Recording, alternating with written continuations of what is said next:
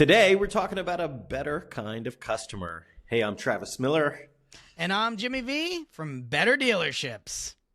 So, a better kind of customer. Doesn't it sound great? In a previous Who doesn't want one? In a previous video, we talked about the big problems with most customers at dealerships today, and that's that they were active shoppers, right? There's all kinds of problem with active shopper behavior. So if there's problems with active shoppers, then who should we sell cars to? Well, there's great news. There's a totally different kind of customer segment, and these are people that we call sleeping buyers, all right? And a sleeping buyer is just someone who isn't so far down the funnel yet that they've started doing the research to determine exactly what car they should buy or exactly what price they should pay.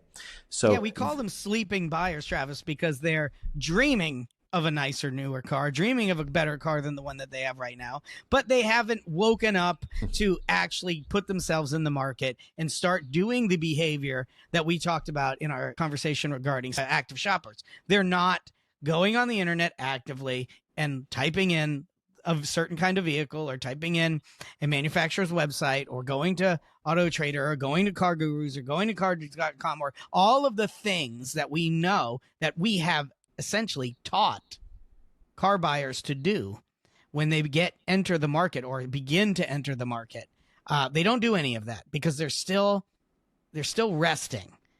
But we have the capacity to wake those customers up and bring them into the market, but not into the general market. This is the magic. We have the opportunity to wake up a sleeping buyer and bring them into the market, but into our market, into our dealership's universe, our dealership's funnel, and show them our ability not to sell them a car, but to help them solve the problems that have kept them sleeping and on the sideline. And we can, through that process of awakening, education, and then ultimately service, we can take that customer from out of the market to buyer in a short period of time, all without ever entering the standard market process.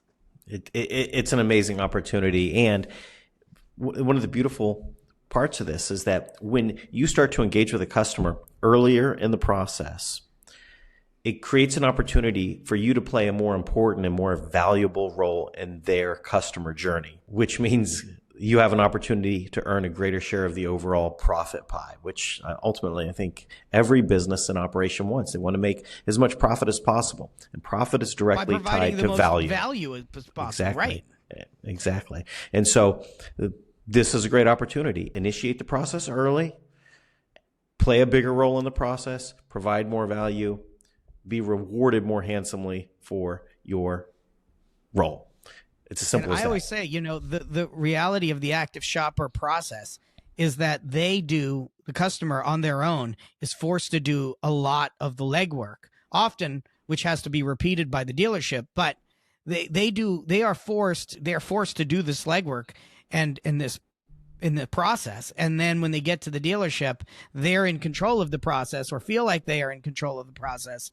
And ultimately you make less profit because they've done more work, where I think that's not how the process should work at all. I think that since we're in a service business, we are in the game of helping a customer through this wild ride, which is a car buying, which they only do a handful of times most people only do a handful of times in their lives, and we should guide them through that entire process. And by us taking control and taking the full brunt of the responsibility and workload, then we earn a larger share of the profit.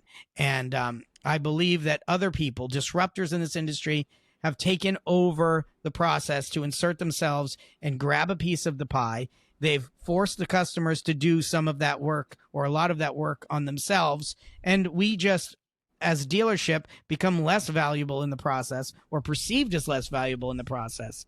And we therefore lose a large percent of the profit share that we should be earning in the process by doing the work that we're actually meant to do. You got it exactly right, Jim. All right. Do you like this conversation? You want to be part of this conversation and others like it? Join us over at our Facebook group. It's entirely free.